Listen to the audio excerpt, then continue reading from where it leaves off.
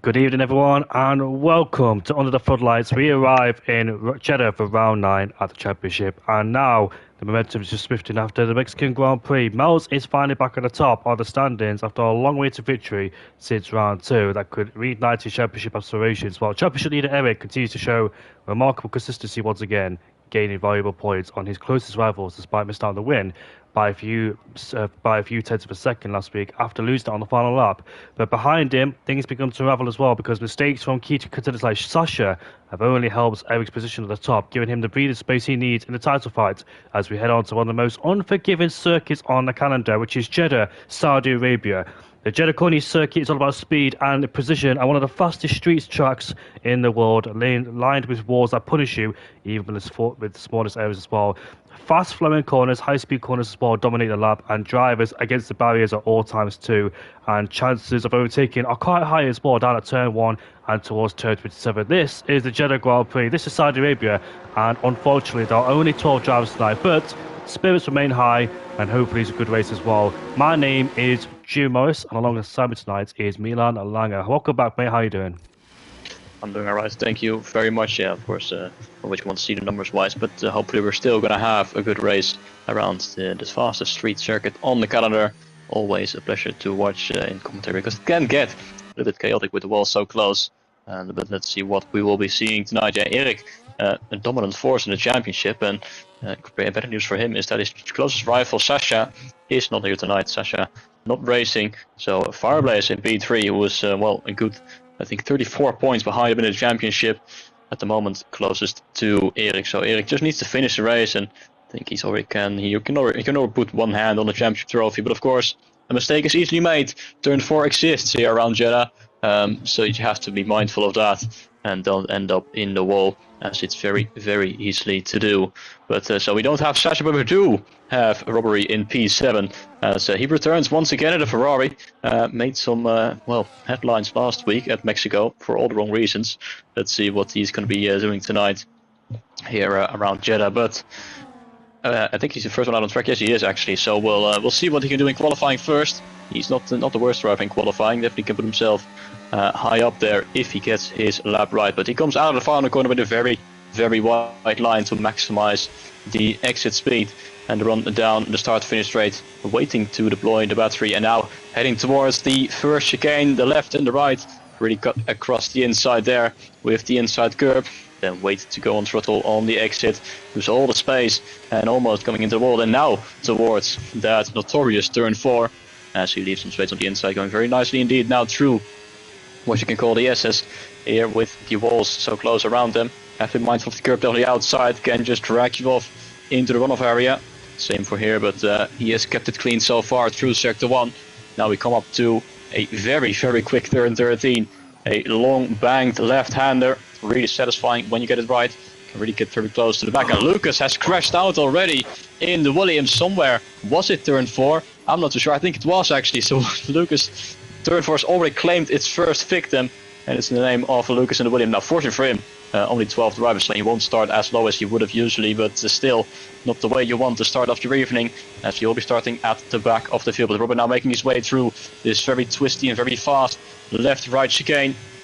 And now just 2 more DRS zones separated by one final corner where it all went very wrong for Max Verstappen a couple of years ago, back in 2021. Let's see how the Belgian is going to manage that as he turns in, hitting the apex nicely, and on the exit, throttle, on throttle, DRS open, run to the line. What is it going to be for the Ferrari driver? It's going to be a 1:27.100, and that is at the moment the time to beat. And right behind him, Kik, I think, is going to be starting his flying lap right now. So Rob at the moment at the top, but for how long? As Geiteka slots in behind, only a couple of hundreds behind. Yep, and Lennon now goes quickest with a 27.050 then, as all the lap times start to make an impact on the circuit. So, unfortunately, Lucas has crashed. There is a bit of skid marks as well. I'm on board with his teammate of Kik. There's 30 drivers now of Misha, who is pretty handy indeed and very quick. Interestingly, Kik downshifts into 5th gear on the entry towards 11 and 12. It's so good to see different lines and preferences, as Fireblaze now goes quickest here in the heat of Jeddah with a 26.949.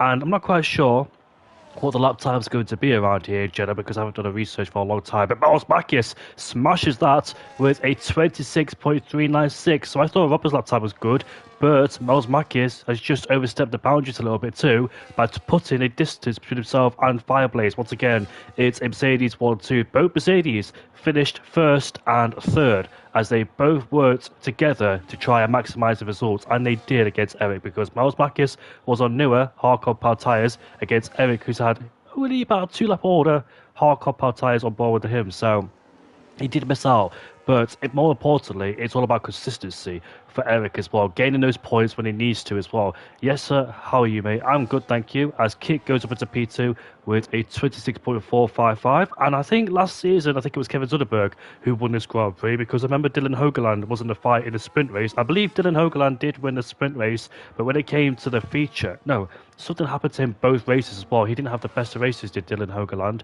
He won the Australian Grand Prix, but in Saudi Arabia, something spectacular just happened to him, unfortunately. Fireblaze finished P2 last season as well, so watch out for him in Jeddah. He could be a threat, and we'll see what Reiki Yu can do in the Aston Martin. Goes up into P8 there in the Aston with a 28.877, but Eric is out there on the circuit, so let's see how the Dutchman does, if I can go on board with him. Yep, he's sweeping through now.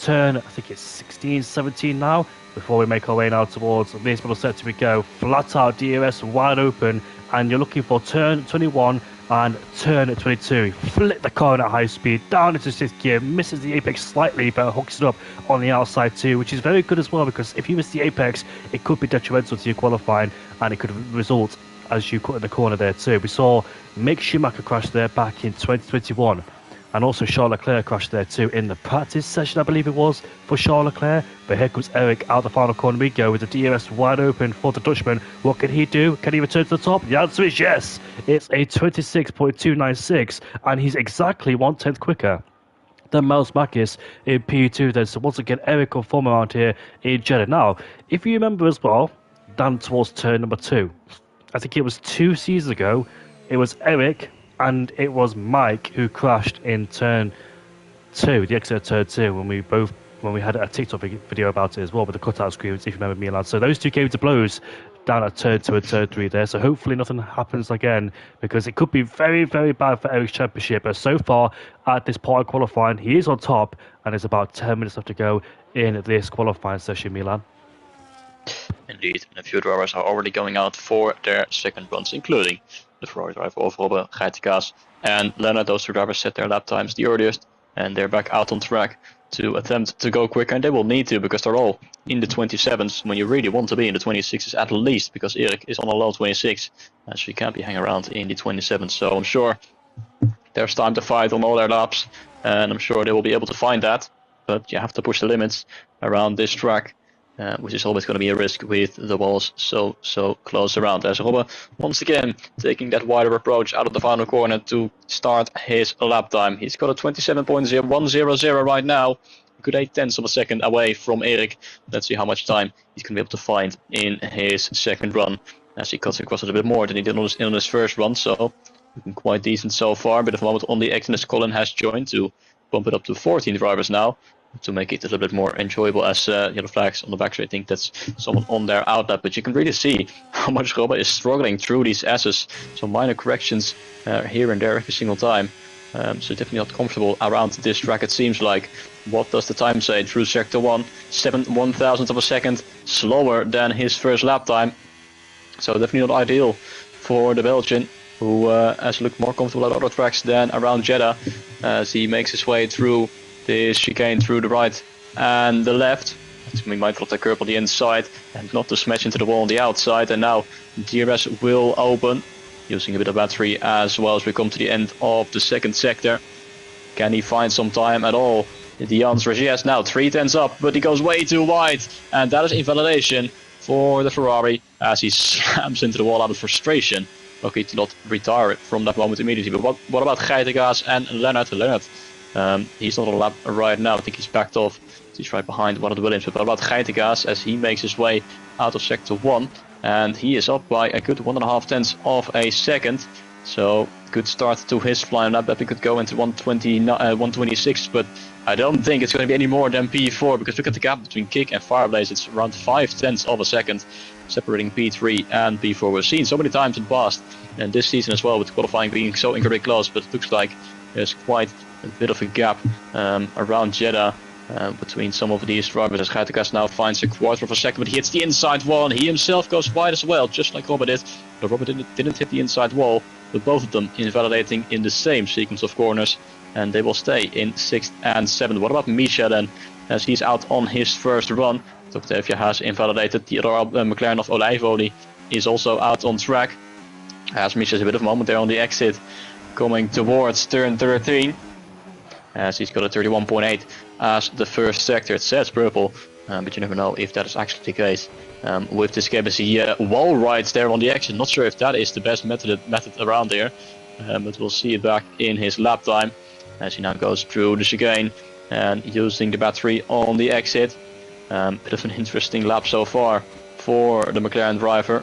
So we've got around 7 minutes to go. Mels and Kick both on their laps as well. Erik is back out on track too, so keep an eye out on what they can do, as Misha is sub 1 minute through the middle sector, which I think is a good sign, as he now uses some more battery and deploying the DRS as well, heading towards that final braking zone of turn 27, the track with the most corners on the calendar, but he goes a little bit too deep there on entry, so it's definitely not a perfect lap for Misha. He hits the outside wall as well for good measure, as he will come towards the finish line. It's going to be at 26.667, and to put him in P4, but definitely there is time to find for him. Kick is up by 1/10 of a second as he heads towards the final corner.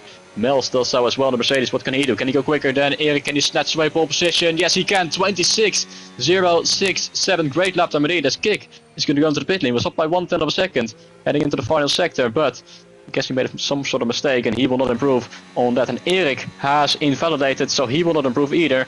So Mel's Mack is at the moment on provisional pole position by over 0.2 of a second. Game on here for the Saudi Arabia Grand Prix. Miles Marquez, of course, won, but he didn't take pole because Erik took pole. But his Red Bull teammate of Happy Meal is starting a flying lap. What can the Dutchman do as we head down in towards turn 1? I spoke to his brother, which was Milan, as we head down towards the first corner. Invalidates. He told me not to expect much. He said NA, which means no action, I think. But unfortunately, Happy Meal has just invalidated towards turn number 1 there. Just like in Mexico, he started down in last place, so I don't expect much of it. But he's still searching for that first bit of the season. I wonder how many times are we going to repeat that? It's like a reciprocal. As we see in the foreground, the Haas goes off the track, but he was on his outlap there as well, as Colin there skates over the curb. We're going to see plenty of that too. Olai goes over to P5 in the McLaren there, so decent lap time there from the Dutchman as he puts himself behind his McLaren teammate of Misha. Now, Olai did say he was going to retire. He did retire back at the Mexican Grand Prix, I think he did. No, he finished in P9, sorry. No, he did retire in Mexico, I think. But he did say he was going to retire after the Mexican Grand Prix, but it looks like he's changed his mind, and he is back. But we've seen him, he's one of those drivers where he's there in the background, he's quick, but he just can't seem to try and hook his skate. It's like Happy Meal at the same time as well. Olai is quick when it comes to his day, but just can't seem to get the podium so far this season. And he's still searching for that as well. But his best result, I think, was at the Baku Grand Prix when he finished in P5.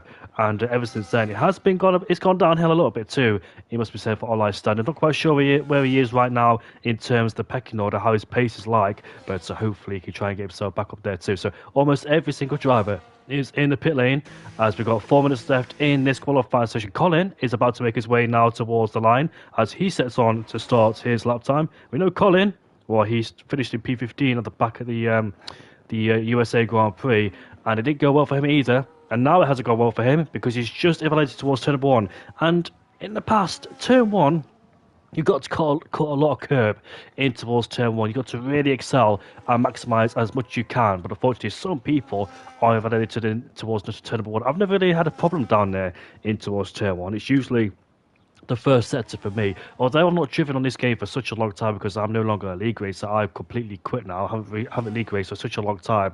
So I used to like this track, especially back in 2023 as well, when it was fast flowing and I was more confident and more quicker as well, much quicker in terms of league racing standards, but now I'm super slow. I used to adjust my brake bias. I used to adjust my differential going towards those corners as well, have a better diff going towards the corners, more better grip, and lower the brake bias to allow the rear to just slide out a little bit to get the extra rotation, because the lower you go on the brake bias means more front locking, and the higher you go on the brake bias means more front locking, and usually drive is set to about 53 to 55 if I'm not mistaken still. I think 53 is too low for a race, but in terms of qualifying you need that extra rotation as well to get your car fully turned in. Now there is 3 minutes left to go in this qualifying session. We've just seen Eric and Kick make mistakes on their second flying lap. Miles Marquez has just put it on pole position with a very compelling lap time of a 26.067, and I'm watching out for Fireblaze too. There's a massive gap, isn't there? There's like a 9-10 gap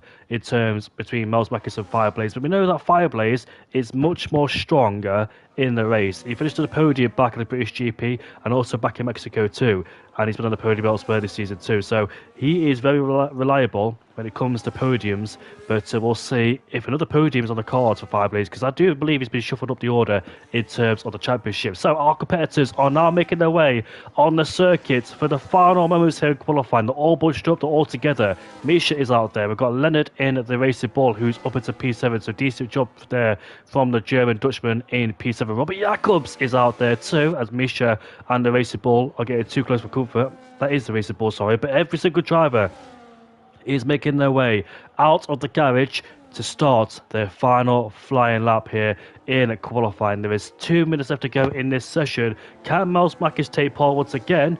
And ever since Miles Marquez returned, because he had a 2-week hiatus, I think he did, or 3 did Miles Marquez, but he won back at the USA Grand Prix, but elsewhere as well this season he hasn't really shown anything significant other than the win at the Mexican Grand Prix. But when Miles is on it, he's on it, and we'll see if that progress still continues this qualifying session and the race. So every single driver out there, Colin's out there for his first flying lap. He's just invalidated, so no flying lap there for Colin because he's out of fuel and out of time. So qualifying has been concluded there for Colin. So Octavia is going for a flying lap in the Racing Bull, but who should I go on board with first to see who? I'm not quite sure who should I go on board with. Eric or Happy Meal? Happy Meal says he's not going to really do anything, so I don't think there's no point going on board with Happy Meal. I'm going to watch him for the time being to see what he does, as the DRS then is wide open on this straight. Expect a lot of cat and mouse games in this race too. He's lagging a little bit as we head down in towards turn 1 and turn 2. He's lagging quite hard actually. It's not quite sure if that's me or him. But I'm gonna go on board with Misha as he heads through turn 1 and turn 2, just being very cautious through there. Don't overstep it as we exit now with the power down, the battery being used as we head towards the dreaded turn 4 corner. As you want to get as close as you can towards the inside, as we're back on the power then, constant change and speed of direction as well, as we now flick our way through this first sector. Got on the curve a bit sideways, but still nevertheless keeps it on the road. Carlos side spun there in 2021 on turn 13 because he had the mini compound tyre on, as we now head downhill towards the back corner where we saw Lance Stroll overtake a Ferrari, I think, around the outside in 2023. That was a spectacular move indeed from Lance Stroll there. As we now head towards turn 16 and turn 17 we go. Let's see how he does there. Many people on the outside just scraping the wall, but makes his way through cleanly. He was down the first sector by 300ths of a second. I wonder what his middle sector is going to be as he makes his way towards the end of the middle sector. 600ths up there as he pins it going in towards turn 21 and 22 as well, but he goes a bit deep in towards turn 22 there as well, just messed up slightly, so not the line ideally he wants to be taken. But we head our way down towards the final corner of this racetrack. Leonard goes up into P6 ahead of Fireblaze in the Racing Bull as Misha opens up the DRS. Let's see what the McLaren driver could do. He goes up or stays into P4. He does improve on his personal best, but where are our main competitors? Miles Marquez is up, Kick is up, Eric is up. All three of them are up as Stefan has joined the session, but Kick gets the slipstream on the back of the Haas driver as he flicks his way down in towards the final corner. Back on the power once again. What can Kick do into Williams? Can he return to pole position as he makes his way towards line? The answer is no. He lost time in the final sector. Miles Marquez though raised the bar once again, but what can Eric do? The Dutchman is headed towards the line now. Is this pole for Eric? The answer is no. Miles Marquez is on pole position once again for this qualifying session. What a mega lap time for Miles Mackis there. Eric's in P2, and the battle between the two Dutchmen continues for the race. Great lap time indeed for Mels, 87 thousandths of a second ahead of Erik, but after that it's quite the gap towards Kik and Misha, 4/5 tenths of a second. Olijvoli in P5, I think with only one run, did a great job from him as well. Fireblaze 10 thousandths of a second behind him in 6 minutes, and Lennart in 7, and Robbery in P8, and then Octavia and Geitekaas down in P10, Happy Meal 11, Rickadew in P12, and Colin and Lucas, of course. Lucas, we saw him have an accident at turn 4. Good not to the lap time. He'll start down in P14. Not sure if Stefan joined in time to actually join for the race. We'll see if he is going to be lining up in P15 or not. But now we can prepare ourselves for the race, and I think Jeddah is a one-stop. I know I said it every single time, every single week, but I actually think that it's a one-stop, although I have memories of Clara being quite high. I'm not sure if it was on F1 24 or 25, but of course normally one stop is favorable, but we'll see what's going to happen. Of course, a safety car is just around the corner as well with that turn 4 wall. Already saw Lucas crash in qualifying, and now you have to do like 28-30 laps around this track without hitting that wall, so a safety car could throw things around, so we'll have to keep that in mind. There might be a two-stop that way, but either way, it's going to be quite interesting seeing them head towards turn 1 with Mels Mackis and Erik side by side, or lining up alongside themselves on the grid. Who's going to lead out of turn 1 and who is going to be able to control that first into 7 has left the session. So I don't think he will be participating in this race, unfortunately. So we'll keep it down to 14 drivers with Lucas starting at the back. But what can Mels and Erik do? Erik knows that he needs to perform. He needs to keep it out of the wall and extend his championship lead. But here we go for the Saudi Arabian Grand Prix. All lights to the eyes as the lights are away there for Saudi Arabia. Looks like McLaren's got bogged down there. It is Misha who's gone down the order as Miles defends going in towards turn 1, and he cuts off the chance with 3 abreast in towards turn 2. It's so tight through there as well. McLaren's in the sandwich, and that could have ended a crash like Leclerc did, and also Sergio Perez too as we head down in towards turn 4. The Mercedes on the inside, Fireblaze going for an aggressive move. Misha has been disqualified from this race. The racing ball spun around. Oh, he hits the wall too. He just avoids, I think, the Ferrari driver Robbie Jacobs there, as there's more mess up the field there as well, as we see the racing ball and the Red Bull get tangled up, as we see now Happy Meal versus Leonard going down in towards turn 13 we go. Miles Mackis leads, and somehow Olai is up into P2 and even noticed, but we're going through turn 13 now. Leonard goes down the inside because Happy Meal has just whitewashed on the outside there. Too much understeer for the Red Bull driver as these two continue side by side. One of you's got to back out. It's such a tight corner there, but Ambition ahead of Hamhesian here as we see the racing ball now go up into P6 ahead of Happy Meal, but Happy Meal's coming back at him as we now go through this middle sector towards turn 21 we go. It is Happy Meal who goes up into P6, but Miles Mackis is stretching his feet. His advantage is 1.6 seconds ahead of Olai as this battle continues all the way down towards the final corner we go. Here comes the Red Bull of Erik down the inside a kick as we go through turn 27 on the inside. Clean moved indeed. Makes the corner stick as he puts himself up into P3, but Happy Meal is under all sorts of scrutiny. He's under all sorts of pressure in this race, but Kick is coming back at Happy Meal, I think, in towards turn 1 we go. He stays behind, but there's a huge fight going on here between these three as we see Leonard back down the inside as contact in towards turn 1. More contact as through goes Geitekaas. He goes up into P7. Now side by side with Leonard just squeezes ahead, but like I said before, turn 4 is a notorious corner to go off the track as Geitekaas gets pushed off the track. Leonard there trying to stick on the outside, has the inside line, and it goes up into P6. But what on earth happened to Misha? He just stalled off the grid, and unfortunately for him did not get going, so his battery wasn't activated. Oops, this is 2024, sorry, 25, sorry, but that's the end of the first lap. DRS then has been enabled.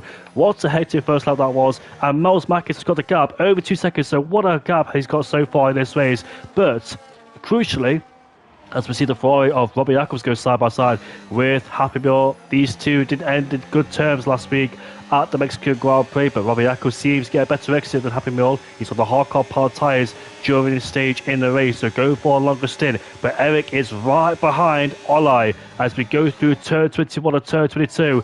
These guys have lost so much time as we see Eric now go to the right hand side and muscles his way up into P2. Mels Makis is stretching the advantage of 2.5 seconds. This is a dream for Mels Makis in first place, but he can't afford to relax just yet because, like you said, Milan, there's a safety car around the corner as we see Happy Meal muscle his way up into P8 again. These guys involved in a huge scrap for P6 there behind Leonard as the DRS then has been active. We can see Robert goes side by side with Happy Meal. We can see in the foreground Hattercast going around the outside into us one there as Happy Meal and Robert are squeezed each other, but they're a ghost now as Robbie Jacobs goes up into P8. Hattercast has been demoted down into P7 to go shuffle backwards there because Leonard just got ahead. But what I saw was that it looks like Happy Meal turned in very sharply and made contact with Robbie Jacobs. Robbie got frustrated, pushed him out wide, and therefore these two ghosted there. But can Eric bring the gap down now? The gap is 2.3 seconds. And on the first lap, Milan, sorry to let you talk, but there's a lot of action. On the first lap, those three going 3 abreast, I think they've cost themselves and allow Mels Makis to pull away at the front of the field, mate. Yeah, it was Mels and Eric trying to go side by side. It was Eric who was trying to go up the inside of the Mercedes, but he completely blocked them off, heading towards turn, was completely squeezed to the inside wall, and then he had 2 cars on the outside, had nowhere else to go, and lost 2 positions in the progress. So not the best start there for Eric, but now he can try and close the gaps. It's around 2.2 seconds, so he's gained a little bit of time, but he needs to think about working together with Olijf Oli behind, slingshotting their way towards the Mercedes and using the DRS as Geitenkaas and Leonard continue to fight as the Alpine is now ahead of the RB driver, but now we'll head towards the final corner, so we'll see a swap once again down the start finish straight. Rob is also there, and Lucas from P14 on the grid has made up 5 positions since the start and finds himself inside the top 10, but a couple of seconds away from the leading group. Behind Mels inside the top 5. Here comes Leonard back up the inside of Geitenkaas as these two continue to fight and lose more time to the cars ahead. Leonard back ahead of Geitenkaas. Robbe just watching behind Lucas, and Happy Meal down in Pete and not having a great time either in the Red Bull so far. Rickaju went off as well on the previous lap through the S's. Lost a lot of time on that, but look at that. Erik now through sector 1 has gained quite a bit of time on Mels, and the gap is down to 1.8 seconds. So he is slowly but surely bringing that gap down, and completely on his own as well. That must be said, because Olijf Oli is not really close enough to re-overtake and help them out. He's just saving the battery at the moment. So Erik just seems to be doing his own thing at this stage of the race here on lap 4. But Mels is comfortably out in front. At the moment has got nothing to worry about. He's not in traffic at all, and yellow flags are out. I think that was, not sure what happened actually. Octavian might have had a moment down in P13. Was one of the drivers who was involved on the opening lap, had an incident and got spun around through the S's and lost his front wing as well. Had to make a pit stop as Kik has lost the DRS almost towards Olijf Oli. Not the first time we see this. Actually, we see this quite a lot in recent times as we see a massive fight once again. Almost 3 wide into the braking zone. Rob on the outside, Lucas on the inside. Lucas with a double overtake from 8th place now to P6, but now he is the one without DRS, and the Ferrari and the RB right behind them are going to come knocking on the door of the Williams. Once again, we're going to go 3 wide in towards turn 1. Surely this can't end well. Rob is going to go for the switchback, but Leonard brakes way too late, overshoots the corner and picks up a 3-second time penalty, while Lucas hits the side of Robbe. Geitenkaas is going to go through as well. Robbe out to P7.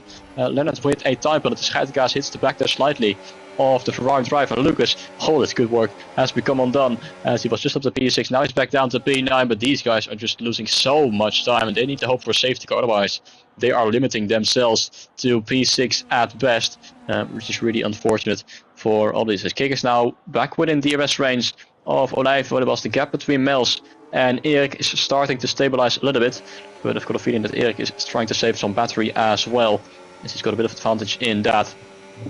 So at the moment he is just staying put there in 2nd place. We're on lap 5, of course, still 20 laps to go after this, so no need to rush things and no need to overburn your tires, especially in the first stint, because you have to go quite a long way on them to make the one-stop work. As we once again will have to focus on this fight as Stock Davis gone off once again in the RB. Let's hope it's not going to cause a safety car later on, as Robbe is going to deploy the battery and the ERS and the slipstream to try and get ahead of Leonard, or is he going to want to wait until the start-finish straight overtake? Here comes Lucas once again, and Geitenkaas is going to go to the inside of Robbe as they go side by side through the final corner, but the better exit is there for the Belgian, and now with the help of DRS, surely should be able to get past the RB to take away that 6th place as he goes on the outside. Leonard defending on the inside. Can he brace very late? Oh, and that's a bit of a move there. Defensive move from Robert as the contact between the two. Oh, and there he goes around as Robert just keeps his nose in on the inside, and you could see that that was coming. Leonard now drops down to P10. These two were going hammer and thong over the past few laps, and unfortunately Leonard has lost a lot of time, a lot of positions with that moment, and Geitenkaas, after all of that, he is the one to take both positions back up into P6, but these guys just losing so much time fighting like that. Precise, as Eric is bringing the gap down. The gap is 1.7, so he's slowly chipping away Miles Makis' advantage there. Miles Makis could be a bit nervous, a bit wary, as we see the Red Bull scrape the wall at the exit at turn 13 there too, as happy with they're using all the boundaries of the track. But Geitenkaas up into P6, Robbie and Lucas up into P7. They've basically shot themselves in the foot, especially in the first lap of the Grand Prix, when they went hammer and tong, elbow to elbow, and muscles out, and leaving no room for margin whatsoever. And they went all at it like it was the last lap of the Grand Prix. Hence why these guys are so far behind as Lucas goes off the track in turn 21 and turn 22. There's a gap of 6.5 seconds there, so they're fighting for P6 in this race. Robbie Jacobs there side by side with Geitenkaas, as we see Lucas in the background there just lurking as Kick once again his teammate. Well, this has been a common occurrence in this season as well. He just loses the DRS, as we see Lucas now, the DRS open for him. Geitenkaas lets him go as Lucas breezes past him. He goes up into P7 as the two Harvarders displace Geitenkaas, who's down into P8. Lennox drop backwards due to that spin in turn 2 with contact with Rob, I think it was, and Happy Horse dropped backwards in general because he was fighting out with Lucas. But look at this. Eric's longevity pace has been substantial this season. Even though you think that the gap is like too big, who's that in front of us? That's Miles Makis and the Racing Bull. So Miles Makis could get DRS off the back of the Racing Bull. He's on new hardcore power tyres, so better grip than Miles Makis though. So Miles Makis may be benefiting the DRS, which is going to infuriate Eric a lot, and that's the last thing Eric needs with Miles Makis having DRS, because it means that Miles Makis could do a bit of battery saving as the Racing Bull hits the wall there. I don't think DRS is being activated. Yes, it is. So Miles Makis gets the DRS, but maybe Eric could get the DRS on the back of the Racing Bull driver too, as we see the Racing Bull driver slip behind Miles Makis. The gap is 1.3 seconds, so I don't think that Eric got the DRS on the back of the Racing Bull. As we see there, Lucas gets ahead of Robbie Jacobs. He goes up into P6 ahead of him in turn 21 or before 21, and we'll see what these guys could do now as they scrap amongst themselves. Like I said, lost a lot of time too. Fireblaze in P5 has lost a lot of time towards Kick as well. Maybe he made a mistake somewhere.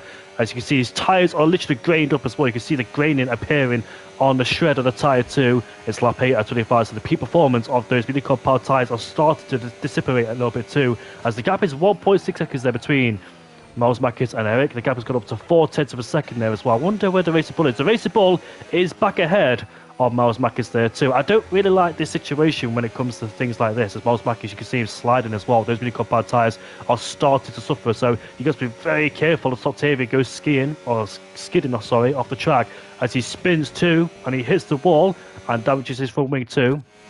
Hopefully that don't cause safety car, which it doesn't do. That's about 3 or 4 times we've seen Octavia spin out, and I really hope he doesn't cause safety car. Leonard's just pitted.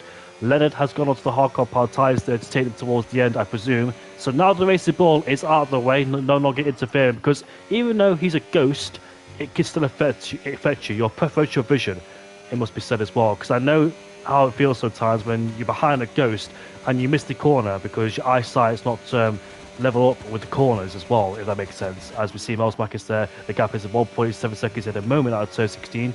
Lost back in the car, hit the wall too, but luckily not enough to cause any substantial damage to Mercedes indeed. But the gap's gone up to 1.8 seconds as well, so despite Eric closing in, Miles Makis is responding and trying to set in some personal best lap times as he now makes his way towards the final corner. I wonder if we see some guys there pitting at the end of this lap. The mini compound tyres are starting to chew up and lose grip, but these guys are still continuing to see. Look at Olai there getting adjusted on the back of Eric. Maybe he fancies a chance on the Red Bull driver.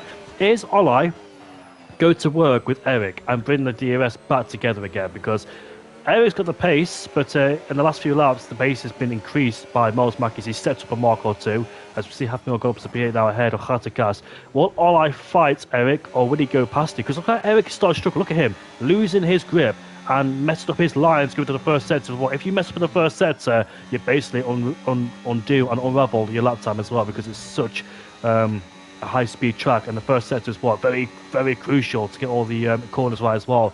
As we head down towards turn 30, you can see that Eric is starting to struggle a bit too. The gap has gone up to 2 seconds as well, so maybe Eric could be thinking about undercut now, because the mini compound tyres, maybe he just burned them too quickly and therefore no longer has the grip on those mediums, and he starts to lose a lot of time towards Miles Mackey's 2.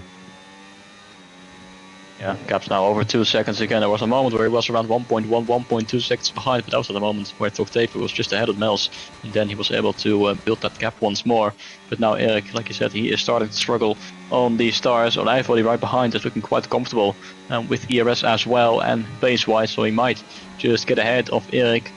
So they could work together, but we still need, I think, a few more laps to really make that strategy work. But an undercut is, I think, already possible on this lap, but you'll have to do some good tire management towards the final few laps of the race. But here goes Eric, and he's going to the inside, and he's going to go into the pit lane, and he's not going to be the only one, because Olijvoli and Kik are both following him into the pit lanes. They're all going for an undercut on Mels. Marcus's Fireblaze is staying out, so both Mercedes staying out, so that is quite interesting to see. Lucas and Rob, of course, both having started on the hard tire and will be going longer. Geitekas is also staying out on the mediums, as Happemil also into the pit lane, having to go for a double stack with the Red Bull team. But now this outlap is going to be crucial for Eric, and he is going to have to gain a lot of time on Mels, because I don't think Mels is going to stay out for much longer. He might respond to these guys making their pit stop at the end of lap 9.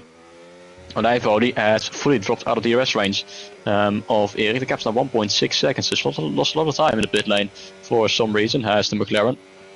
And Kik as well, he's 2 seconds behind Olijvoli. Just not sure what happened that caused this trio to spread out like that, whilst they're pretty much close to each other heading into the pit lane. Now they're separated by around 2 seconds towards each other, as Eric is definitely pushing on his outlap. As Leonard picks up another 3-second time penalty, but their eyes are on Mels, who goes wide and off track, and that might have picked up him in a warning, which you can't do too many times in this race, as he, I think, is pushing, and that is losing him some time.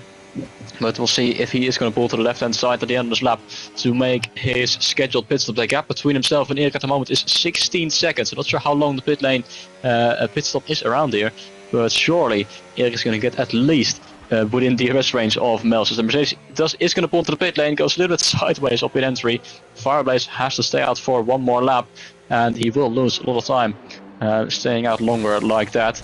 So he's going to have to hope for a safety car, but we'll see where Mels is going to come out. And on the left hand side, that is Geitekas. Eric is right behind, and Eric is way ahead of Mels. What an undercut that was. 1 lap tire advantage, and look how far he is ahead of Mels. Mels comes out in P7, even behind Olijvoli. He is a good 3.5 seconds behind the Red Bull of Eric, but Eric at the moment is stuck behind Geitekas, and he's losing a lot of time through these S's. Of course, Geitekas is not obliged to go out of the way, as he's just on his own strategy, but look how close the Red Bull is, almost pushing him through the corner. He is pushing him to the corner, as it's going to go to the inside and finally get ahead. But look at the gap, damage has been done. The gap's now 1.2 seconds towards Olijvoli. I think Olijvoli and Mels, they're going to have an easy run on Geitekas, because they will catch up to him at the end of the lap and will both have the DRS. So Eric really must be frustrated with that, as he has lost quite a bit of time with that. Yellow flags are out for, well, surprise, surprise, I think it's Toktepe, as it is,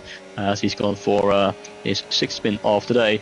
And there goes Olijvoli ahead of Geitekas, and the gap is 1.3 seconds. He hasn't got the DRS, but I think the gap was around 2 seconds before, earlier on this lap, and now it's down to 1.2, as Mels should be able to get ahead of the Alpine as well quite easily. Both have the DRS, but Geitekas knows there's no point in defending this. So he gets out of the way as well. What Fireblaze is going to pull into pit lane at the end of lap 11, and I think Geitekas will do the same thing. Lucas and Robert will stay out, and they will play a factor, I think, in a few laps time when Eric and Olijvoli all catch up to him.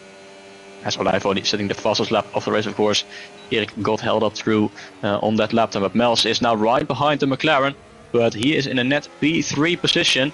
Kik is a good 2 seconds behind Fireblaze, losing a lot of time with that overcut. It's got quite a few seconds behind Kik as well. But these three, Eric, Olijvoli, Mels, they're going to get very close to each other once again, because I think Olijvoli is about to get back within the DRS range of Erik. So Olijvo actually got quite good pace, must be said, as he finds himself pretty much in a three-way fight, as Leonard has retired in pit lane, thankfully. And he becomes our second retirement, although we never know what happened to Misha and why he was stationary off the line and got disqualified as a result of it. But look at that, Robert and Erik, the gap is 1.4 seconds. How much is Robert going to be in the way of Erik? You think that he won't fight them too much because he's not in the same race at the moment, and he's actually losing a lot of time for some reason. He's getting Erik back within DRS range of him.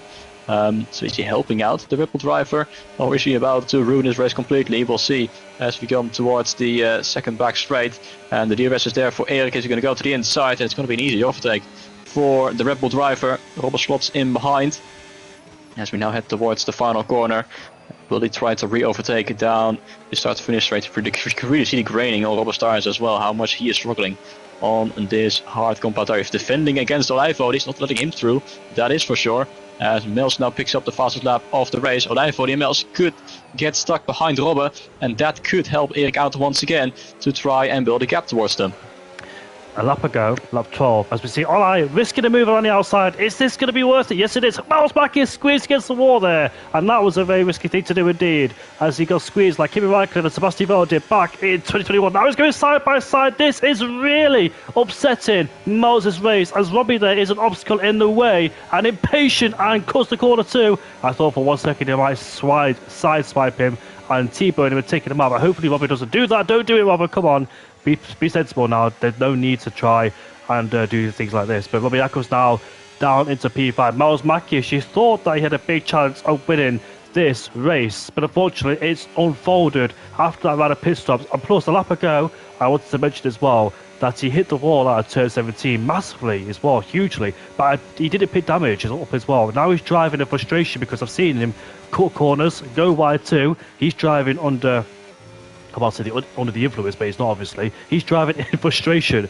It's Miles Mackis in P4 there. And online for the first time this season could be in for a podium, and unexpectedly too, after seeing his results in the past few races. And he said he was going to quit too as well after the Mexican Grand Prix, but he changed his mind, and boy, luckily he did as well, because a podium could be on the cards for him. Now Eric's in his back. The scales have shifted back towards Eric's way, as he's side by side with Lucas, but Lucas for some reason is going to contact between the two there, as Olai now goes up into P2. Olai says thank you very much, I'll take that P2 away and try and hunt Eric down. So this is Eric versus Olai, but judging what we've seen for Eric so far this season, he has been relentless in terms of pace. His raw pace is absolutely incredible indeed. He's got the speed, and he's able to build gaps as well when he needs to. As Octavia there is causing yellow flags once again. Hopefully a safety car doesn't come out, because we're setting up for a good race here as well. Miles Mackis overtakes Lucas in unconventional place. He goes up into P4 ahead, P3 ahead of Lucas, but he is going to be so frustrated knowing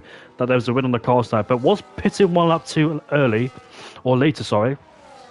The reason why I cost him today. Yes, he's got the 1 lap tyre advantage, but he's just hit the wall again. You could hear that as well for good measure, as we see Robert and Happy go side by side. Robbie Jacobs has broke his wing, as Kick is right behind his teammates of Lucas, and hopefully Lucas lets him go through quickly as well, because there's no need to hold with your teammate, especially when he's in a fight with Miles Mackey. So let's see then if Lucas pulls all the way for Kick, because Kick is fighting for a podium against Miles Mackey. If he activates the DRS right now to let him go and try to get the DRS to the back as Miles Mackis. But Olai, do you know what?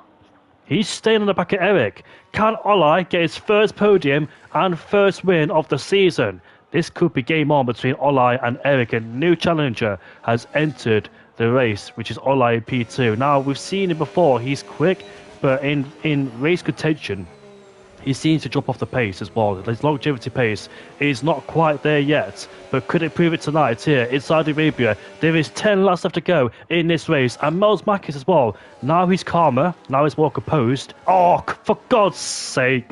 Is that a VSC or is that a safety car? I think it's a VSC. A VSC has been deployed to neutralise this race, because a certain Octavia has full got safety car. Oh my goodness me! A safety car has been deployed, and he has lost his whole wing, and he's got a puncture too. 5 lap old soft compound tyres. This, I must say, is unacceptable and absolutely erratic, because there's no need to be doing this at all for Octavia. And it just spoils the race, unfortunately. Like back in Silverstone, Mexico as well. Not just him, for other people too that interrupt this race. But an interruption now has been caused as he spins off, but Lawrence Stroll spun off back in 2024 when he crashed on lap 7. Whilst Ollie Behrman on his debut for Ferrari, filling in for Carlos Sainz with appendix change. No, not appendix change. Getting his appendix removed, sorry, as Octavia has fully DNF'd in this race and out of it, thankfully. So we're down to 11 people as the leaders come through. That's Eric, that's Olai. What are the leaders going to do? Is it worth to put onto a new set of the hardcore powered tyres? Have they got a new medium in the disposal? Because sometimes people go for the harder strategy, medium, hard. Will some people do medium, hard, medium? We're about to find out. Or will people just stay out and take it towards the end of this race on a new set of the medium powered tyres? I'll tell you what, though, it's worked for Lucas and P7 on new mediums. As we see Eric then dive into the pit lane. Is this a new hard or a new medium? Either way, the tyres can go towards the distance now, whether regardless if it's a hard or medium. Not the soft powered tyre, because you'd be absolutely insane to go on the soft powered tyre. This is a new hardcore powered tyre then for every single driver. That contingency you always have that sorry, let me get the words out properly. Have that continue. Oh my goodness me. Can you say it, Milan? I'm not even sure what you're trying to say, to be honest. You have that continuous calm. I'm not Continuous. Continuously. It's got a G in it. I'm not even sure. That's a difficult word. I'm not going to try and use that. But either way, we have a safety car at the end here on lap 16, and everyone has made their pit stop. And Lucas is on the medium because I think he didn't take a pit stop in the safety car, but he's in P5 actually, Lucas. But he will struggle a little bit, I think, towards the end on this medium. But unfortunately, started on a P14. It's a good comeback drive for him so far. The far race in 6th race. And it's great news actually for Happy Meal, Geertegaas, and Robbe. Although I'm not sure if Robbe is going to get a penalty for that incident with Mels, but he's back in the race as well on the mediums, and Colin and Rake and Joe, I don't expect either of them to make any sort of moves at the safety car restart. But we will have around 8 laps, I think, because we're going to have to wait at least one more lap before the Haas and the Aston Martin close the field towards the safety car. But then we can get back to green flag racing. And we have the top 4 all on the same set of hard tires. Now, Lucas might be quicker off the get-go, but does he dare to try and overtake his teammate and get ahead of some of the other drivers ahead? Or is he forced to stay behind and have to save those tires for the final few laps, and might have to defend against the Fireblaze, who would want to get by him as soon as possible as well, but not going to be easy. Of course, Happy Meal in the P7. Happy Meal's got a 3-second time penalty, so he's definitely in contention for any sort of podium or win. That is for sure. Geertegaas in 8th place could get a good result if something happens up ahead, which is very likely indeed with this top 3. Not saying that they're dirty drivers, but they can be a bit aggressive, and you never know what happens around this street circuit when all of them. What? Look at stuff, chat. That's the word I'm trying to say. 1 second. Oh my goodness me. I've never heard that word before. Contingency. Never heard that before. Contingency. No, I'm not even. I don't even know what it means, to be honest. It's when you have a backup plan installed, like these new hardcore powered tires. That's what I mean. Like a safety car comes out, you have a contingency plan to go to a new set of hards. That's what I was trying to say, but I was thinking too far ahead. I couldn't say it properly. Yeah, that makes sense now. Okay, fair enough. It's looks like a difficult to pronounce word. So, yeah, that is the case then for these drivers, all having switched over to a brand new set of hards. Apart from Lucas, of course, he didn't make his pit stop. But we're at the end, halfway through lap 17. Ricky Dew is about to close the gap as well. So we are going to have 8 laps of racing to sprint towards the end now. This is so many times this season where we had a safety car after the second half of the race. And tonight is no difference. And that might have been because of the same driver, but we'll see how that's going to handle after the race. But Erik, he is in a good position. Olijvodian himself were at the front. Mels was just over a second behind before the safety car, but I think he was slowly reading them back in DRS range. So we would have a 3-way fight between them. Now we can still have that 3-way fight because I'm not really sure if Kickspace is strong enough to fight against it, because we have seen a few times this race where he dropped or almost dropped outside of the DRS range. So he needs to get a move on if he wants to have any chance of winning this race still. But I think it's still going to be between those 3 at the front. Erik Olijvodian and Mels definitely in a class of their own. in this race, it seems like. But if anything goes wrong, there is all drivers behind him for the taking, and one man that is a prime example of that is Fireblaze in P6. He's always there when something happens. Safety car in this lap though. Erik will lead the field to green flag racing. He's going to decide when to go, and the live Audi needs to be as awake as possible to get close to the Red Bull and not be vulnerable towards Mel's behind. You need to have like cat-like reactions on the safety car restart to judge and anticipate what the driver ahead of you is doing. Because if you get caught sleeping or napping at the safety car restart, it could be done for you because it's so difficult to close the gap, especially on raw pace, having to push the tyres very hard and over the limit sometimes too. But here we go. Once again racing here along the red coast sea line as we make our way towards the final corner. When will Erik pull the trigger right now? Good restart. As we see the background, there's contact between the Mercedes, and that's Fireblaze. Fireblaze been caught up with Happy Meal. They're in the wall together as we see Kick and Mel's Mackies go side by side, going down in towards the first corner. Mel's Mackies just defends against Kick there ahead of him just for the time being. But Fireblaze, what on earth happened to the Dutchman? Mr. Consistency, the Grim Reaper, snatching podiums away from people, has now become a victim himself. And Happy Meal, it looks like I was on board. Oh, a safety car's been deployed again, and that is Robbie Jacobs in P10, who has gone for a spin and hit the wall down in towards turn 1 there. So he's also become a cropper and involved in somebody else's incident as the safety car for the second lap in a row, or second time in a row this race, has been deployed then. So hold your breath for the time being because another safety car has been deployed. Fireblaze has gone to the soft compound tyre and changed his nose as well. I think these guys have run out of tyres as well. He can't go to mediums. He can't go to mediums because they're already worn out. They've done about 10, 11 laps. He can't go to hards because he's already used them. So he had to go on the soft compound tyre. Maybe he might convert back to the hard compound tyre, his second hard compound tyre, because they've only done about 1 lap. But 1 lap in the wall, unfortunately for him.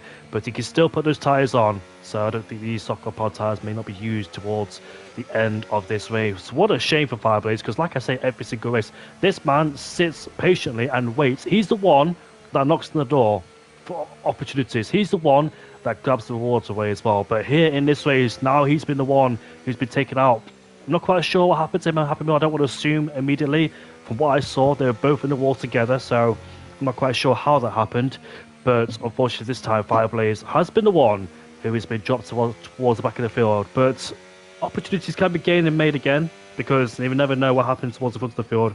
This is our second safety car now, and Jeddah is notoriously known for its safety cars, and especially back in 2021, we saw that carnage and chaos between Max Verstappen and Lewis Hamilton. By the way, as well, 2021 was the first race we had in Saudi Arabia. It was supposed to happen in 2020, but obviously we had COVID, so that didn't happen here. But it got introduced in 2021. Of course, there was a lot of controversy and criticism for its obvious reasons, because of obviously its human rights abuse, etc. We can argue all that day, and money as well, and oil, and going against what Formula 1 stands for too.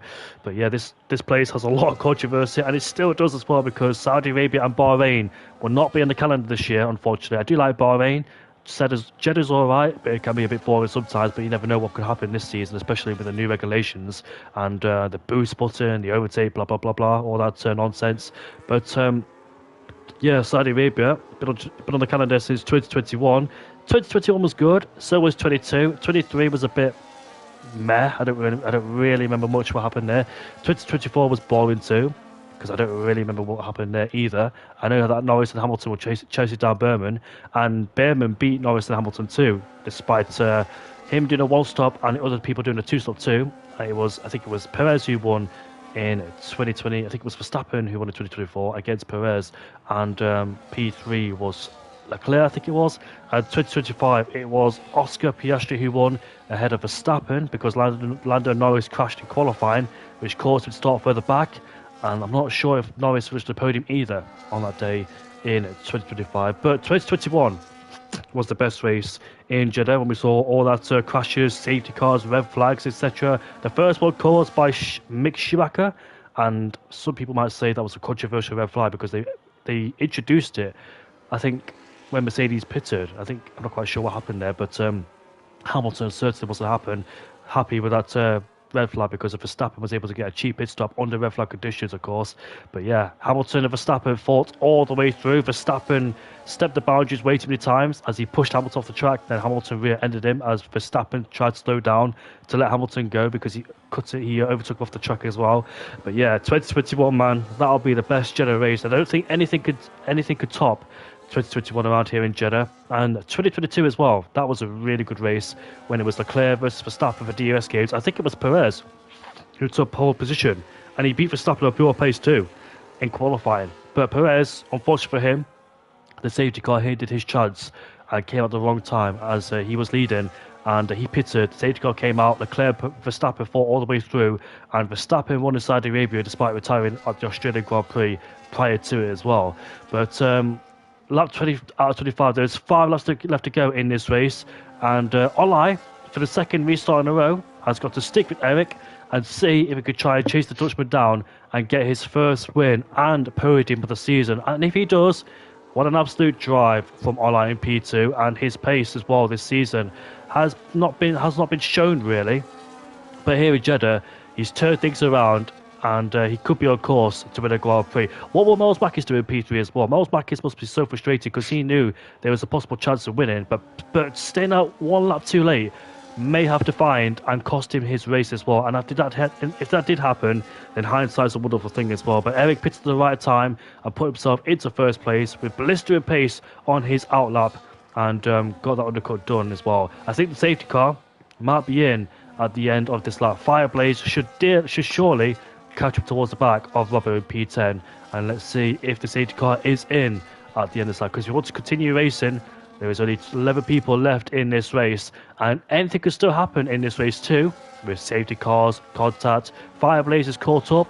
The safety car should be in. Yes, it is. So safety car then is in at the end of this lap. And what will happen for the second safety car restart? Will Eric get the restart he needs? Will Olai respond like he did on the first one, as the drivers then weave to get the temperatures in the tyres? And let's see when Eric pulls the trigger. He's weaving left or right. Olai needs to respond, and he does, as the lights are away then, as we get racing once again. Here comes Miles Mackis, a kick, side by side once again as they were the last lap around, as we head down in towards turn 1. Olai's defending, once again it's 3 abreast in towards turn 1, as we see kick off the track there, as we see Olai and Miles Mackis go side by side. Lucas goes up into P3, ahead of both of them. He takes advantage of those two who went sideways in towards turn 3 there. Miles Mackis has been shuffled off the podium. Kick has been demoted down into P5. Olai somehow remains in P2. He was challenged on the inside, he was challenged on the outside, but remains in P2, which is crucial now. But Eric is starting to pull away from Olai in P2. Can he break the DRS gap? Can he get free? But Olai is pushing as hard as he can to remain with Eric. But Luke, sorry, it said safety car at the top of my screen there, but it hasn't. The graphics is a glitch there, so it hasn't fully disappeared. Fireblaze is side by side with the Haas of Colin, who's in P10. He finished P10 back in Texas, I believe, or Mexico. Now has been shuffled into P11 because Reiki Yu has just got past him, puts himself up into P10 ahead of Colin there, but Colin still finds it back, but not able to do so. But yeah, I was panicking there because it said safety car at the top of my screen, but it's a glitch, it's a visual glitch, sorry. But what can Lucas do in P3? He's on the medium compound tyre, and the medium compound tyre could be a little bit of a better race tyre, as he's right behind the McLaren. Let's see what he does in towards the final corner we go. All eyes defended in the middle of the road. Lucas trying to do a switchback with the better, grippier, medium compound tyres. Misha has left the session finally, so he's been here through the whole race. But Lucas on the prowl. But look at this then. Olai is right behind Eric. The DRS has been enabled. What will Lucas do going down towards turn 1? He can't go on the outside. Not enough space there towards turn 1, so he has to stay behind for the time being. But he can't afford to linger behind these two for too long because he's on the medium compound tyre. We know the medium compound tyre in this race degrades sufficiently as well. So he needs to try and find a way past as quickly as he can to make sure that medium compound tyre doesn't fade away. But Miles Mackis, you're going to feel sorry for him. He was in first place, but now he's down into P4, so our chance of a winning podium has now slipped away from his grasp. But there's still chances in this race to make it up. There's still 3 laps left to go in this race. Try and get that podium away from Lucas in P3. Lucas just hits the inside wall there on turn 13, and he's trying to get past Olijvo, but at the moment unable to do so, and he's only got a few more laps because before these mediums completely will fade away from underneath. Here's Williams, and he's under pressure as well from behind, with Mels looking to try and find a way past. Erik still out in front. He's got a good battery percentage, but Olijvoli is still within DRS range and thus still within a chance of winning this race. Look how close Mels now is to the back of Lucas, as he would want to get by the Williams as soon as possible if he still wants to have any chance of winning this race. But at the moment, Lucas is still staying ahead of the Mercedes as we go into the final braking zone of turn 27. Kick behind, hits the inside wall as well in 27, as he seems to be really struggling around this track, and at the moment is fixed to a top 5 finish. We've gone to lap 23 of 25, 3 laps remaining here at the Saudi Arabian Grand Prix. Oh, and that is Lucas way too late on the brakes and sliding into the back of Olijvoli, and now Mels is really close once again, but you don't really want to overtake going in towards turn 4, so he has to stay behind for now. Turn 4, of course, the corner where Lucas crashed back in qualifying, and Rob is crashing now, right now, and the Ferrari's out of the race, and that has brought us down to 10 drivers too late for another safety car. But Robert, his race has come to an end as he hits the inside wall of turn 4, the corner that has claimed so many victims in the past, and he has become our most recent one. But we have got 2.5 laps to go. Mels is sliding out of turn 13, and he's really struggling to stay close right now, and he doesn't seem to be able to get past the Williams at this stage, as Erik once again builds an 8-10 gap, and that was Lucas going over the curb a little bit too aggressively in the middle of this lap, and he's now 8.5 tenths behind Olijvoli, and he is struggling to falling behind and out of DRS range, but Olijvoli is still staying close enough. You can force you have DRS 3 times around the lap around here, so that is why Olijvoli is able to stay close, and he's just going to wait until the final lap to try and go for the move as we go on towards lap 24 in a moment time. Lucas has now fallen outside of DRS range, or is he just going to be able to get back within on the exit of the final corner? Happy Mule and Geitenkaas are going side by side. The Red Bull finds his way past the Alpine driver, both of them having a 3-second time penalty during this race, but Lucas has just got himself back within DRS range and back within a fighting chance of a podium as Geitenkaas, and gets back ahead of the Red Bull. But these two have both dropped out of DRS range compared to Kick, so it's going to be P6 at best, and Fireblaze will take away that P6 because he doesn't have a time penalty, but it's not going to be any more for Fireblaze, I fear, in this race, so might not be a podium for him this time. But the top 5 are still within DRS range of each other. Lucas is still somehow holding on to the back of Olijvoli, but he is really starting to struggle on these mediums compared to the hard tires ahead. Mels in P4, just nothing he can do, and he's unable to get past the Williams, so it's going to be P3 at best. If Lucas drops out of the DRS range, he might be able to get ahead on the final lap, but I think it's going to be between Olijvoli and Erik for the race win. But at the moment, Erik is still in a comfortable position as we go onto the back straight, as Rickachu has spun out of P10, so that's going to be a P9 finish for Colin, so a few points in the back for the Haas driver it might be. But we go through this very quick chicane once more, and Erik leads by 0.5 of a second, but Olijvoli, he's not going to try and get ahead of the Red Bull driver. He knows he needs to go behind going onto the final lap, and then he can have a real opportunity of taking away the lead at this very point, in one lap time. As we come out of the final corner, he's 3 tenths behind the Red Bull driver, but will he try to go ahead? I don't think he will. As we go on to lap 25 or 25, 1 lap to go in this race. Erik versus Olijvoli for a race win. Who's it going to be? Is it going to be the Red Bull driver to extend his championship lead, or is it going to be Olijvoli to pick up his first podium and potentially his first win of the season? 6 kilometers left to go in this race. Olij is right at the back of Erik, searching for his first win and podium of the season. It's not down towards turn 1. It could happen in towards turn 27. Both men are saving battery in the most important part of the racetrack to try and utilize it all the way down towards the last 2 back straights. So Erik has to defend as much as he can, but can he defend against the McLaren driver? We've seen him in first place. Olij has played this beautifully and smartly too, and tactically, to stay in second place, to defend from Lucas and Mels Backus. He was under all sorts of pressure, but Erik's got a gap of 7 tenths behind or in front of Olij. Has he done enough though? The gap keeps extended. The gap is 8 tenths per second, but there's 2 more DRS zones left on this racetrack. First of them is here. Let's see if Olai can try and close in. He's too far back, way too far back. As we head through turn 21 and turn 22, all the battery will be dumped on this straight here. With the DRS wide open again, Eric has done such a great job to keep the McLaren driver at bay. He saved the battery at the right time as well. And I think the gap is sizable enough to keep him at arm's length. As we head through turn 27 again, here comes Miles Backus. He's right at the back of Lucas. Can he get the exit he needs? He slides on the final corner. But here we go. Eric will win the Jeddah Grand Prix, but here comes Miles Backus right at the back of the Williams. He can't get him. He's too far back. Eric has won the Saudi Arabian Grand Prix. Again, this is his 4th win of the season, and the Dutchman keeps extending his championship lead. What a great drive again from the Dutchman, Eric. As Olai gets his first podium of the season, he may be dismayed and disgruntled by the fact he just missed out, but we saw Eric there save the battery up, and he used it, he obliterated it all the way down towards the back straights at the right time. Perfect time for Eric as well. Very, very calculated and methodical too, it must be said, for Eric there. But the Dutchman on the podium once again. The Dutchman wins the Grand Prix once again.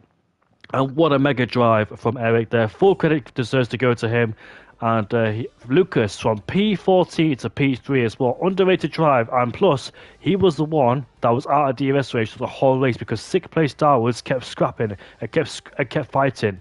And those guys became the second half of that DRS trade too. So, well done to Lucas. Back on the podium once again. Do you know what? Lucas has some really difficult, tough races, it must be said, there for the AMS driver. But it looks like he's back, and we'll see what he can do. I'm trying to invite him for the podium interviews. Oh, yeah, of course, he's changed his name. He's not called AMS Lucas no more. He's called Lucas VD Boss. So, yeah, let me try and get him in. Can you invite him to the podium, please, Milan? Yes, I will try, and then I will take a quick trip to the bathroom. But I'll see if I can invite... I don't think I actually have him on PlayStation. No, I don't. So I don't think I'm able to do it. So you will have to then. But yep. There he is, the race winner of Eric. I've invited him. We'll just wait for. We can't invite Olai because he's on PC, and the voice doesn't come through.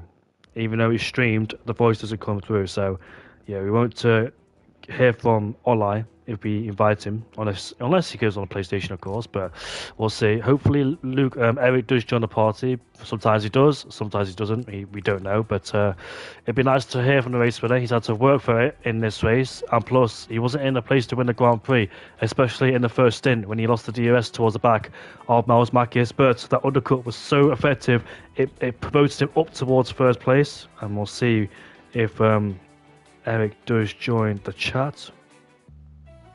Give it a few minutes. In fact, we'll start for P3 upwards as we usually do. So, Lucas, mate, welcome back to the podium. And I know it's been a bumpy ride and a difficult one indeed, but welcome back, mate. It's been a great race from you. I know in the first part of the race you were nowhere to be seen because you got stuck behind in that second group. And what was your thoughts as well? I think you started the hard compound tyre. What was your thoughts in that race? Were you a bit frustrated because that DRS broke up so early and therefore you guys in the second half of the race, second half of the grid, just got left behind?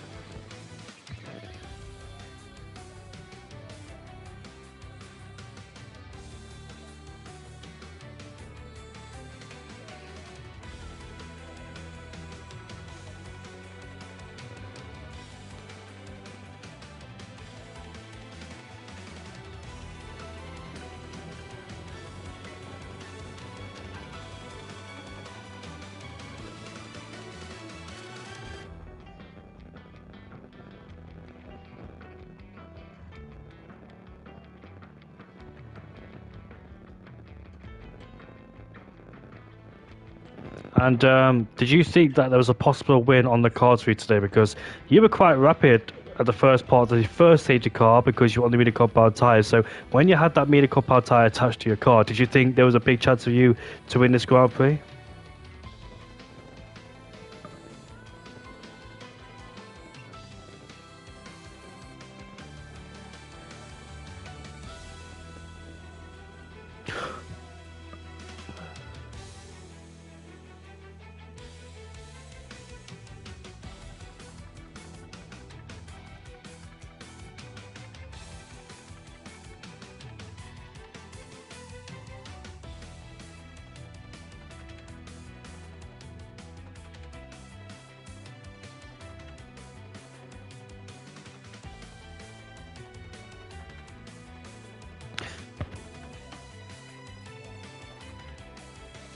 You should be indeed. And what happened to qualify? Did you touch the inside wall in towards turn 4?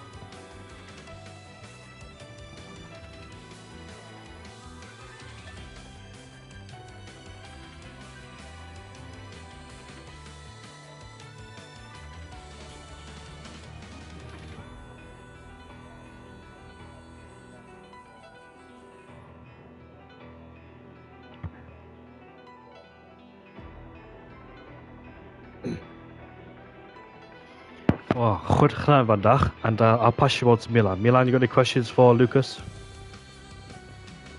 I think Milan is using the taller, so we'll wait for Milan. I think he's, yeah, doing his business in the taller, so we'll just wait for him.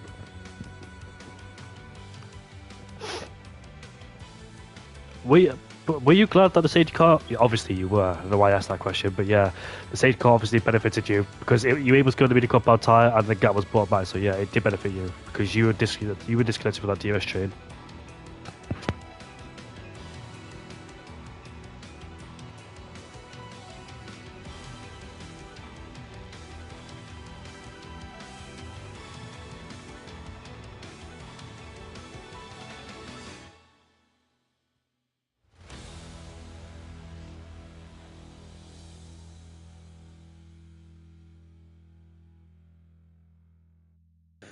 Thank you, Lucas. I believe Milan Langer is back. So Milan, you got any questions for Bjorn?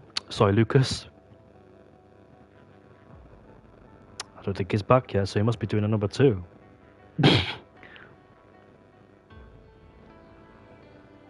Not sure what's taking on there. Maybe his cat is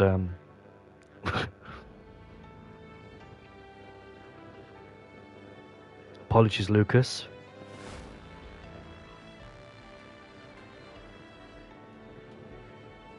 We're just waiting for Milan to come back and hopefully give Lucas some questions. What did you think about the Chinese Grand Prix, Lucas?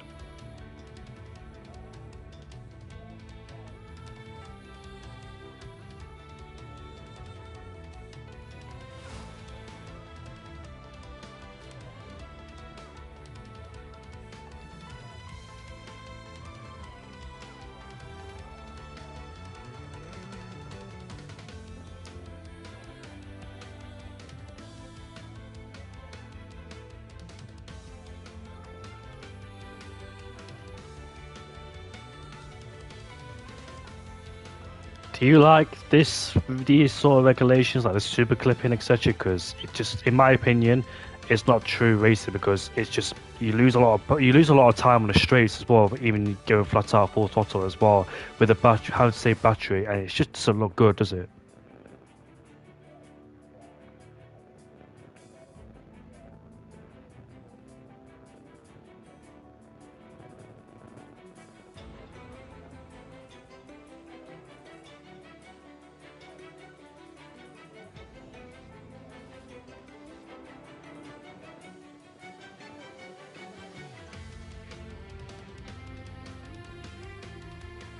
Yeah, indeed. Hopefully the racing, it's 50-50 because with the smaller cars, it's better than battle because the wider cars give off too much turbulent wake with the downforce. But the smaller cars certainly help indeed.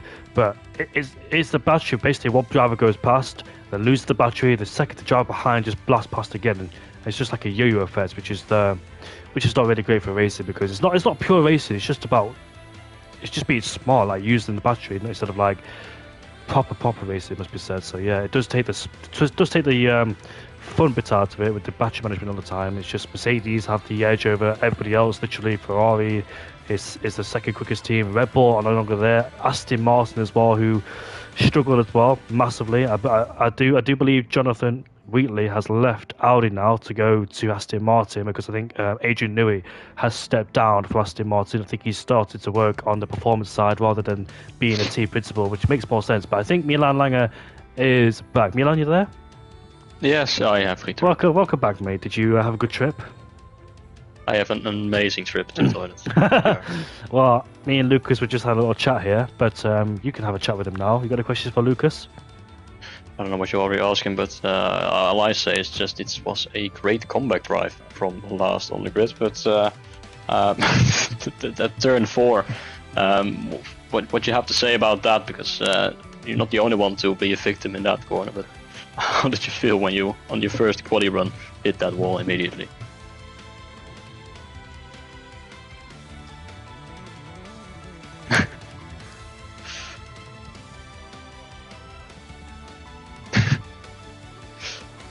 Yeah, been there before as well, multiple times in fact. So I know how it's. But still, a great comeback to go back on the podium. And I thought you would eventually fall off with your mediums at the end, but you kept them alive and somehow held on within the DRS range. So not sure how you managed that, but great job in that.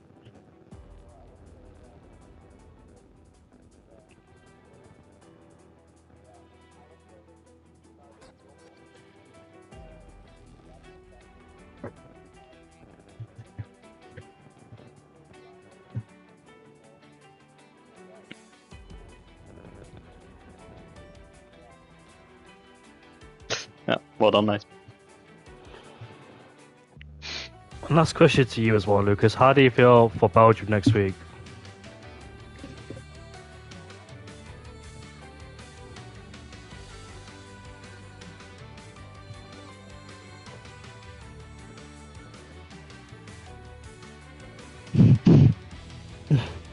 You going where, sorry?